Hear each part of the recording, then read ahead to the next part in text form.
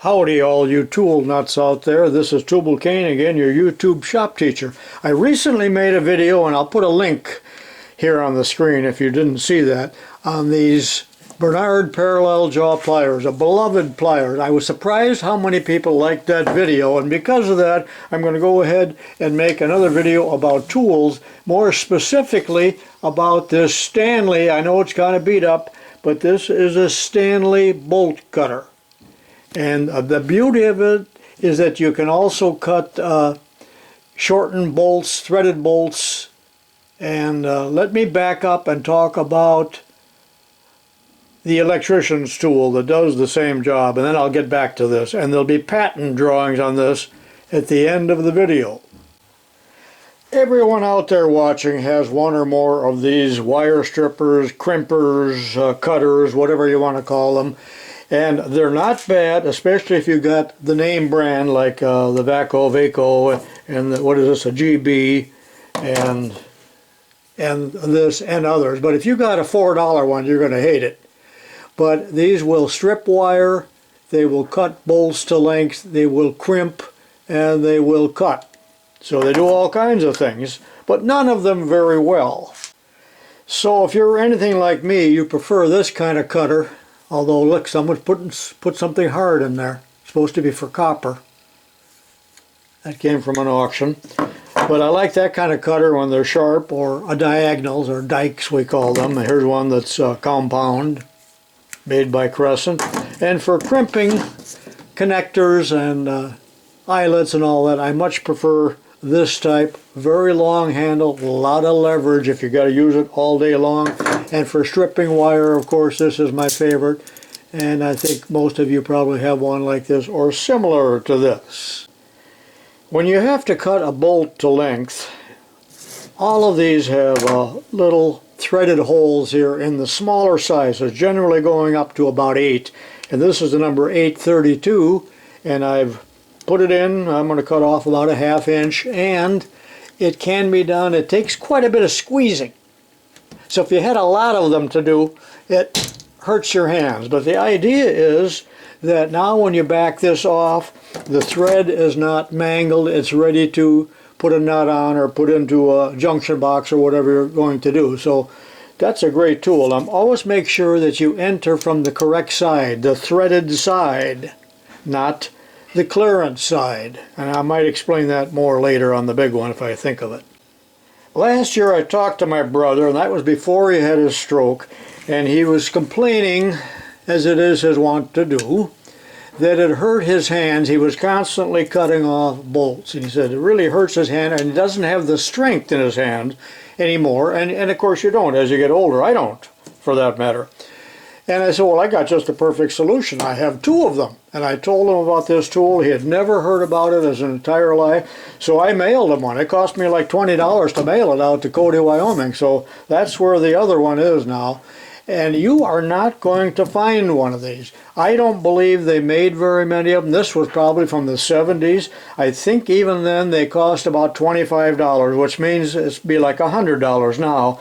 And I'm not going to pay $100 for something like that. I know you can't, you won't.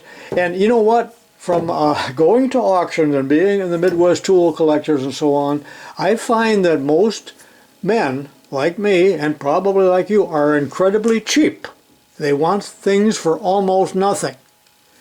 But this is a model, if I can get that in the camera range here, 84-205 Stanley, and there's the patent number. Now the name is also down here, but the last number there, 5, is missing, but it's called the Jobmaster Bolt Cutter. The beauty of it is that it's a quality tool, and it is how long, and that's what is so great about it, that the thing is 16 inches long. And from the pivot point here, it's a foot long. So you just get a lot of leverage. Think of the leverage. And the other thing about it, not only does it have the leverage, and this is a big point now, so listen carefully. Sounds like I'm scolding you. When you cut a bolt off with this, and I measured it, 25 degrees of movement. You've got 25 degrees to try to shear that off. That's why they don't make these for any, well, this only goes up to 832. That's not even 3/16, and it was a major effort for me. Here with the 12-inch handles, we can go up to 5/16, and we can also shear off 5/16 rod as well. But getting back to motion here, this opens up. We've already got 15 degrees here, so I took that into consideration, but it opens all the way here, and that gives you approximately, and I checked it with a protractor, 120 degrees of movement with 12-inch jaws. So even a weakling like me can cut off a 5/16 bolt. Rim shot. I got to back up just a second here and tell you how much I hate these. So you cut off a bolt with one of these, you just mutilate the end. And even with the 12-incher, well, let me try it right now. 12 inches, and I'm unable to do it, and so I hate these. They're not bad for trimming hoofs on a horse or things like that. These are nice for copper wire, and they're sharper and they're a more quality instrument, but you're not going to cut off a bolt. You just aren't going to do it. And these come in different lengths. So I also have bolt cutters, but they're out in the coal garage. I'm not going to bring those in. But you know, the HK Porter, I think, is the brand that everybody uses. And those are usually mutilated by somebody cutting off a hardened padlock shank. All right, enough of the complaining here. Let's get back to the business at hand. Someone told me they made these in 2 versions, and there's another model I think that has an A after the number, and apparently different size threaded holes are available in that one, but I've never seen one, and you probably won't either. Also note that it says cut soft steel only, and I want to make a big point out of that. Do not cut bolts that are hardened, such as this grade 5. I think you all understand what the slash marks mean, but do not cut hardened bolts. You want to just cut soft bolts. Do not cut cap screws. They are always hardened as well. So those are the do nots. Okay, I'm going to cut off a 1/4 20 soft machine screw here, slotted, and notice that I threaded it in from the side that has the thread on it, and it has the markings, 1/4 20. And you can see here that it doesn't require a whole lot of effort. And I've cut it off, and then I can back it out. Sometimes you need a screwdriver to get it started, and that will initially clean that little burr off. Now it's going to look like a sheared bolt. I have a friend that buys only 2-inch nuts or 2-inch bolts and screws, and then he cuts them to length. That means he can cut way down on his inventory. Now I want to show you what not to do. At the high school I had one of these. You know, I was quite generous with spending the money when it wasn't my own. But I painted this side yellow, the side with the numbers. Why? Because I told the kids, you've got to run the screws in from this side. Don't run them in from the back side, especially if you're only going to cut off that much, in other words, 1/4 inch, because you're not going to get that little slug out of there. So I had one of these. I mean, it had a broken off bolt in every one of the holes that I had to stay after school. Okay, so let me show you this now. I'm running it in a little farther here, just to cover myself. And now let me cut this off like that. Now it's got a a cut off. Now there's enough for me to grab a hold of and get it out of there with the pliers. I can't turn it with my hands, but I can use another pair of pliers to get it out. But if it was flush, you couldn't get it out. You had to use an easy out. Or call our friend from Australia, New Zealand. And I got to work at that off camera, because even at that, this pivot bolt here is in the way, but I can get that out. It's just going to be frustrating. Okay, I did get that piece out, but it was kind of a pain in the neck. So I think you get my point there. Now this is a 5/16 18 carriage bolt that I'm going to cut off, but let's say you're going to cut off a 1/2 inch. You want it to be a 1/2 inch, or let's say 1/4 inch. I have about a 1/4 inch sticking out there, but that really means I'm going to be taking a 1/2 inch off, because you have to allow for the thickness of this, which is about 1/4 inch. And now this is going to take considerably more effort because it is 5/16. Matter of fact, I got to set it on the floor off camera. I needed to put both arms and my body weight into it. Alright, I guess I got to pull that with a... There it is. Then I'll take that out. And that's going to require a little persuading here to get out, to overcome that burr. But it does the job. Alright, looking at the close-up here now, you can see that we got 440, 632, 10, 24, 832, quarter 20, and 5/16 18 for threads. The other ones that I marked in white here, that's so it's a rod parter, a rod shear, we call that parting. 1/4 inch, that must be about 5/32, eighth, and all the ones that I marked in white here are a little bit for shearing without threads. Now on the end here we have some open shears, and those could typically be used for padlocks, unhardened padlocks, so that you have access. Let me cut off a piece of, what do I have here? 3/16. This is 3/16.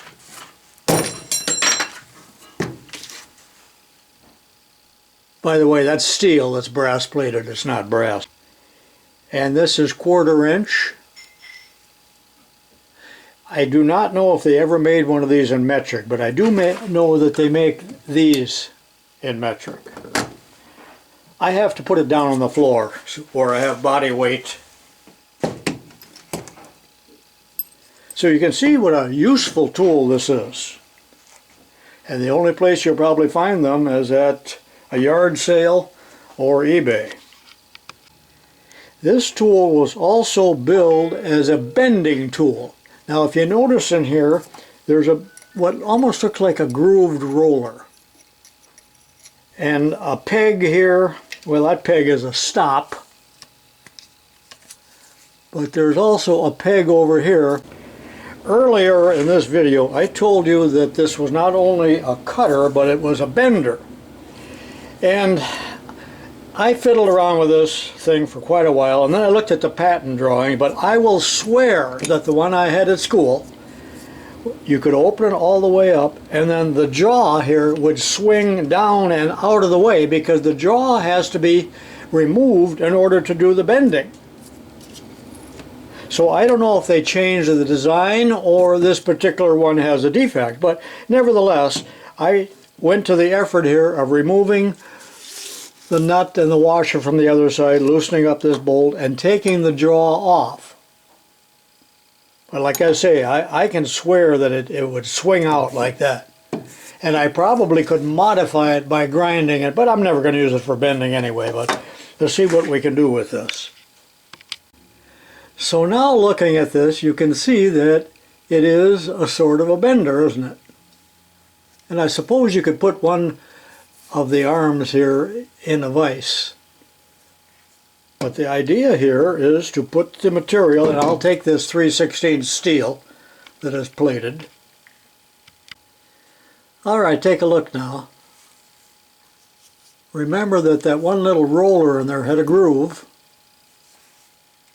If I can orient that, and I'm just bending in at any old spot here. This is not a project, but you can see this pin here is the stop, and as I bend it, I'll try to get it at about 90. I didn't get quite 90 degrees here because of the spring back. I would have to experiment with this and do some sample pieces, but that is the general idea. Now that's 3/16. Let's see what it'll do with 1/4 inch. Alright, I'm up against the stop here. You can see the roller. So it's really 3 points. And I can see that's going to be a lot harder to do. And I may have to set it on the floor. Yeah, I'll do it off camera on the floor. Or can I? No, I can do it. Just barely though.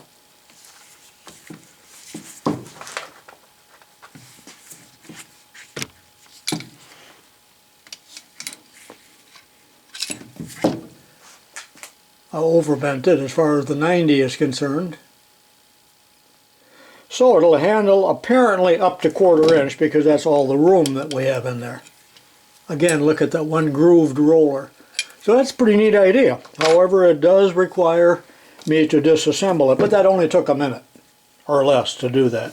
And it'll give me a chance to clean this and put just a dab of grease on there, maybe. So, did you find that interesting? I did, because that's something I haven't done on this tool since I was at the school 40 years ago at least. Because I had many other benders at the school mounted on the bench, there was really no need to use this for that purpose.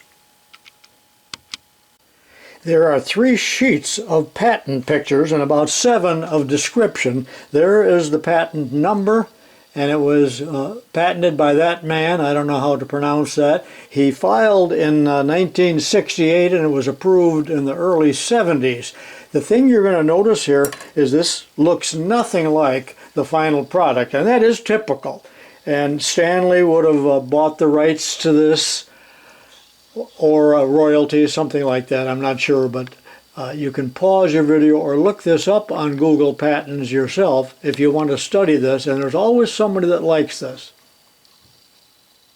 Now there's the bender, and this is page 2.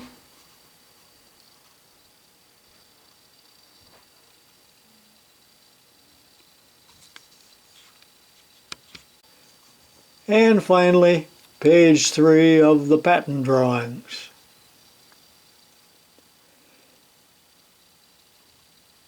And that concludes this video on the Stanley Job Master. Hope you like it. This is tubalcain saying so long for now.